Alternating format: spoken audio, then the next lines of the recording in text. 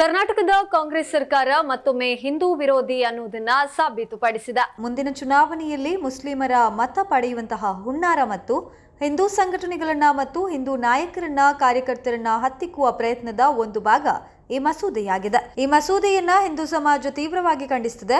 ರಾಜ್ಯ ಸರ್ಕಾರ ಅಕ್ರಮ ಗೋಸಾಗಾಟ ವಿರುದ್ಧ ಇರುವಂತಹ ಕರ್ನಾಟಕ ಜಾನುವಾರು ಹತ್ಯೆ ಪ್ರತಿಬಂಧಕ ಮತ್ತು ಸಂರಕ್ಷಣಾ ವಿಧೇಯಕ 2020ಕ್ಕೆ ಬದಲಾವಣೆ ತರಲು ಯೋಜಿಸ್ತಾ ಇದ್ದು, ಮತ್ತೆ ಇದರಿಂದ ಗೋ ಹತ್ಯೆ ಮಾಡಲು ಪರೋಕ್ಷವಾಗಿ ಬೆಂಬಲ ನೀಡುವ ತಂತ್ರಗಾರಿಕೆಯೂ ಅಡಗಿದೆ. ಈ ಮೂಲಕ ಇನ್ಮುಂದೆ ರಾಜ್ಯದಲ್ಲಿ ಅಕ್ರಮವಾಗಿ ಗೋವುಗಳನ್ನು ಸಾಗಿಸಿ ಸಿಕ್ಕಿಬಿದ್ರೂ ಶಿಕ್ಷೆಯ ಪ್ರಮಾಣ ಕಡಿಮೆ ಆಗಲಿದೆ. ಪೊಲೀಸರು ವಶಪಡಿಸಿಕೊಂಡ ಅಕ್ರಮ ಗೋಸಾಗಾಟ ನಡೆಸ್ತಾ ಇದ್ದ ವಾಹನಗಳು ಆರೋಪಿಗಳಿಗೆ ಸುಲಭವಾಗಿ ಮರಳಿ ಸಿಗಲಿದೆ. ಈ ಮೂಲಕ ಮತ್ತೊಮ್ಮೆ ತನ್ನ ಓಲೈಕೆ ರಾಜಕಾರಣದ ಪಾರಕಾಷ್ಠೆಯಿಂದ ಹಿಂದೂ ವಿರೋಧಿ ನೀತಿಯನ್ನ ರಾಜ್ಯ ಸರ್ಕಾರ ಜಗಜ್ಜಾಹೀರು ಮಾಡಿದೆ. ಇದರಿಂದ ಸಂಘರ್ಷದ ವಾತಾವರಣ ನಿರ್ಮಾಣ ಆಗುವ ಆತಂಕ ಎದುರಾಗಿದ್ದು, ಈ ಮಸೂದೆಯನ್ನ ಹಿಂಪಡಿಬೇಕು ಮತ್ತು ಸರ್ಕಾರ ರಾಜಧರ್ಮವನ್ನ ಪಾಲನೆ ಮಾಡಬೇಕೆಂದು ಆಗ್ರಹಿಸಿದ್ರು. ಈ ಮಸೂದೆಗಳು ಸಚಿವ ಸಂಪುಟದಲ್ಲಿ ಅಂಗೀಕಾರವಾದರೂ ಹಿಂದುತ್ವದ ಮತ್ತು ಧರ್ಮದ ಹೆಸರಿನಲ್ಲಿ ಅಧಿಕಾರಕ್ಕೆ ಬರುವ ರಾಜಕಾರಣಿಗಳು ಮೌನ ವಹಿಸಿರುವಂತದ್ದು ವಿಷಾದನೀಯವಾಗಿದೆ ಎಂದು ಈ ಸಂದರ್ಭದಲ್ಲಿ ಉಲ್ಲೇಖಿಸಿದ್ರು.